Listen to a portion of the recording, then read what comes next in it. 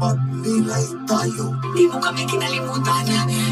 Di kami iniwan ng Diyos. Makakakita ka, pinagaling ka ng iyong pananampalataya. Paniwala ang mga bagay na Diyos na mga nakakagawa. Ngayong Semana Santa, 6 a.m. Saksihan natin ang kanyang pagbabago Anong nais mo sa amin ni Jesus na taga Nazaret? upang maging isang alagad ni Kristo. Di mo kami kinalimutan. Di kami iniwan ng Diyos. Magdalena on the Thursday, 6 a.m. Saksihan natin Anak, bakit? ang dakilang kwento ng kanyang mga himala. Gusto kong makakita.